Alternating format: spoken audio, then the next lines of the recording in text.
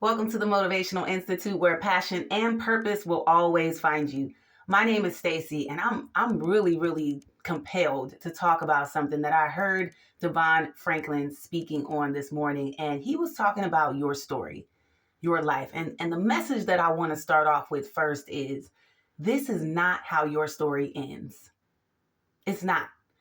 I don't care what is happening to you in your life right now. You could have lost a loved one, you could have lost a job, a house, finances, maybe you're dealing with health issues. Whatever is going on in your life right now is temporary.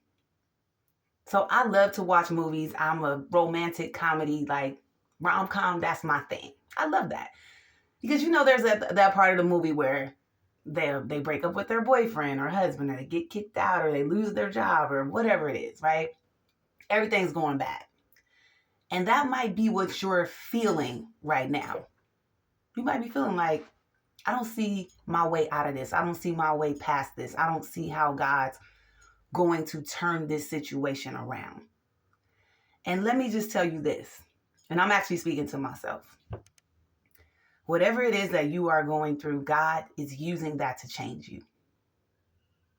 I promise you. It's hard, it's scary, it's difficult.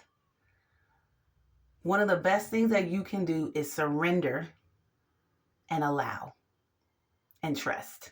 So that's 3 things. Surrender yourself to it. Let go. Let go of whatever it is that you're trying to hold on to, whether it's physical or non-physical. Release it.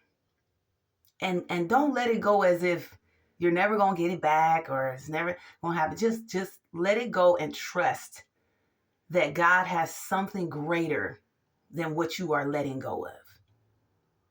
So surrender it. And then allow. Ask God to help you understand your situation in the sense of He's not punishing me. Like, God, I know you're not punishing me. I know you're not. God, I know that you have a plan to prosper me. But I need to see where I need to change, where I need to grow, what direction you're pushing me into. And this is the big thing right here. And Devon was speaking about this a little bit too. God wants to change your identity. He doesn't want to just change your behavior. He doesn't want to just change what you do, because if He healed me right now, I don't know. I think I'd be good. But if He turned that financial situation around right now, what happens in your life? If He turns that relationship around for you, that job that you've been wanting, if you get that right, what happens? What happens to you?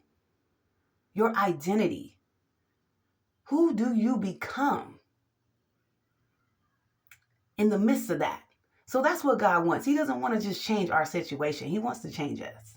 That's a big thing. So when you surrender and then you allow and you ask God to help you understand who you need to be and what He wants you to do and needs you to do and what you need to become as a result of this, the story is going to change.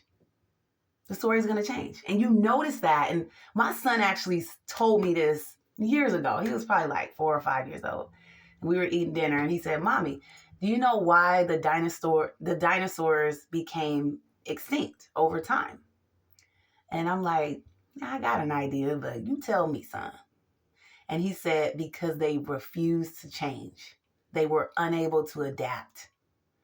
And I'll never forget that when he told me that, because whenever I feel resistance in myself, in my spirit, in my life, in my direction, I always ask myself, are you allowing yourself to change? Are you allowing yourself to adapt? Because if you don't, you will not come out of this.